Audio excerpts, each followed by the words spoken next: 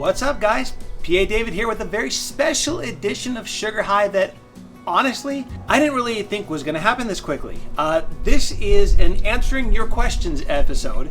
And, from the planning stages, I knew that I wanted to get to a point where we would be interacting with each other back and forth. But to be honest, when I started making these videos, I really had no idea if anybody would even really see them.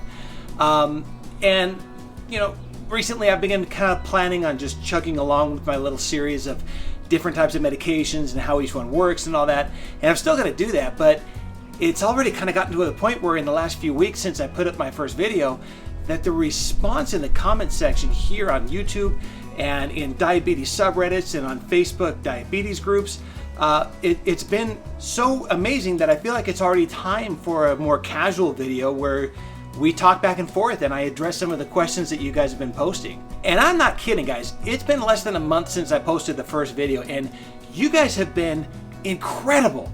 The Sugar High class of 2020 has been so positive in the response to what I've been trying to do that, I'll be honest, it's encouraging. I've been really happy to see how many of you are out there that are actively investing in your health and want to know more about what you can do to make it better. And so let's get to some questions. Okay, first question is more of a comment than a question, but I'm still going to read this one just because it makes me happy and it's my show. I get to do that. Axel QC says, your videos are a perfect balance of entertaining, understandable, and informative. Axel, I really appreciate that comment. That means a lot to me because honestly, that's exactly what I wanted this channel to be. I seriously cannot ask for a kinder compliment than that. Although it is a little suspicious because if my ever supportive mother was going to post something anonymously from a secret account, that's pretty much exactly what she would say. So Axel, I really hope that you're real, but I'll believe it most when we can meet face to face and I can buy you a beer, all right? A low carb beer. All right, next question. This is just from yesterday morning. I recently posted a video covering GLP-1 medications, and in response to that, it's either Monet or Monet Piedad. Let's go with Monet because, France, right? Says, thank you for covering these GLP-1s. Can you talk more about Soliqua later in your next videos, and can you compare it with Toujeo? How come they do not make Toujeo mixed with lixisenatide so that the insulin content is better? Just a thought. Also, can you take metformin with Soliqua, and what about amlodipine and telmisartan with Soliqua? Many thanks. Okay, that was a loud room. Great. Awesome questions. Let's go through each one at a time. Okay, so first off, can you talk more about Soliqua later in your next videos and compare it with Toujeo?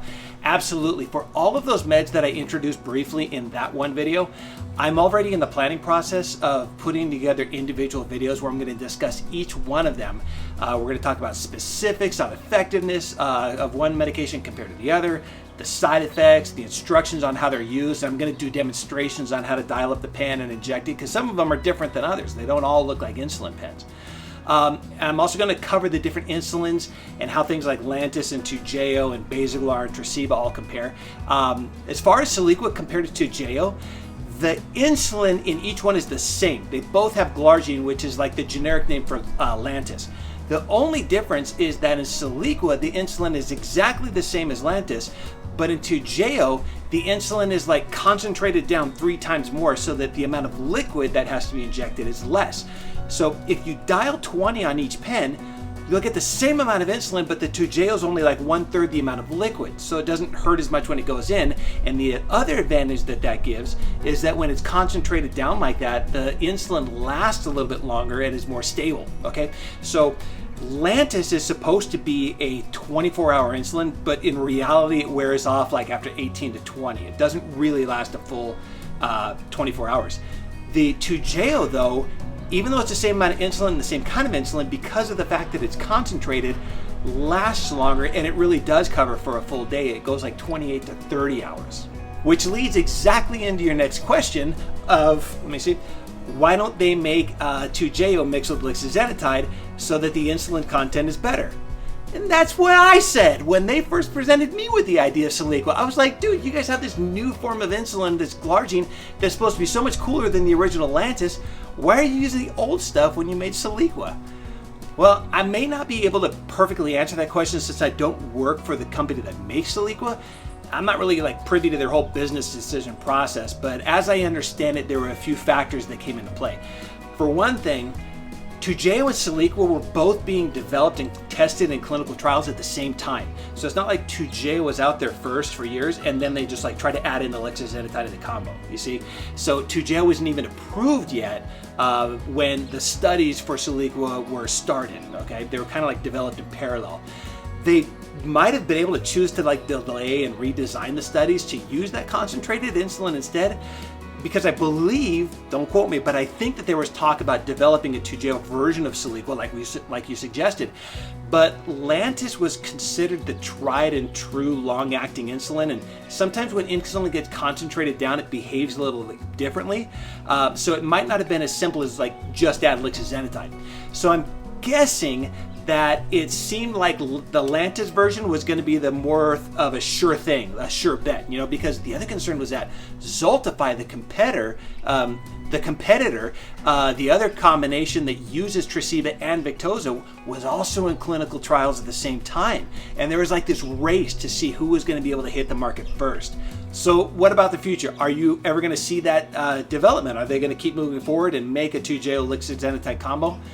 Well, this past December, in early December, Sanofi announced that they're stopping all their diabetes research. They're going to continue making the projects they have, but they're exiting the whole development in the diabetes field.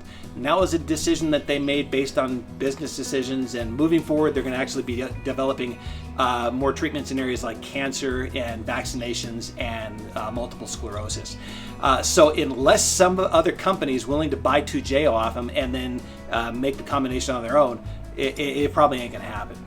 Okay, next part of the question. Can you take metformin with Soliqua, amlodipine, or telmisartan with Soliqua? So yeah, absolutely. We do it all the time. As far as metformin goes, there's sort of two schools of thought. School of thought number one is that some prescribers will stop the metformin when they start somebody on insulin. And the idea behind that is they're like, okay, metformin obviously didn't work well enough for you by itself. We're going to give you insulin. Insulin is stronger. What are we bothering with metformin for? Let's get rid of it, okay? School of thought number two is the school that I happen to be in, which is, yeah, okay, metformin wasn't enough by itself, and we're going to start this insulin because you need it, okay? But the metformin was still doing something, and the metformin was still giving you some improvement in resistance to insulin, and we can still get your sugar under good control, but if we leave the metformin on board, it'll still do what it's able to, and we might be able to get away with a somewhat lower dose of insulin.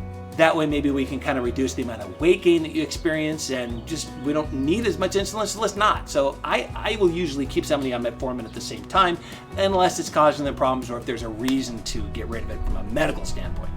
Okay, and then as far as amlodipine and telmisartan, can we use those with Soliqua? Of course, those are just blood pressure medications. Amlodipine is a calcium channel blocker, which works pretty well for blood pressure. Telmisartan is actually something that's recommended to take in every diabetic, not specifically that drug, but at least the category of drugs. Telmisartan is part of what we call angiotensin receptor blockers, and that fits with, you might have heard of ACE inhibitors. It's a type of blood pressure medication that increases blood flow to the kidneys. So we like to keep people on those medications even if their blood pressure is normal, because it prevents the progression of diabetic kidney damage, okay? So telmisartan is a great option to take along with diabetes, regardless of what treatment you're using to manage your diabetes control. Okay, next question. Cody White says, please cover dieting and the best ways to eat the food you want while still being healthy. Oh, this is absolutely the plan. And right now, like I mentioned earlier, I'm kind of poking my way through this series explaining the different types of medications that we're going to cover and how all the different insulins work. And so far, people seem to be liking having a better understanding of how their medications work. But reading comments like yours on Facebook and on YouTube and Reddit, what I'm noticing is that the things that people really want to know most about are the things that affect everyday living, like what to eat, how to prepare meals that won't worsen your diabetes but also kind of taste good. It's kind of crazy because the impact of food on diabetes is one of the toughest things for people with new diagnoses to accept and to adapt to.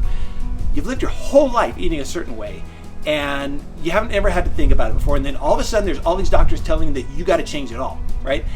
That is tough. Food is part of how we socialize and how we come together as families and celebrate, and a sudden need to change that diet can sometimes feel a bit isolating. So yeah, let's for sure cover all of that. I'm planning on covering carb counting, meal planning, eating out with diabetes, traveling with diabetes, but also the emotional and mental aspects of embracing that diabetic diet. I think you're gonna like what we do.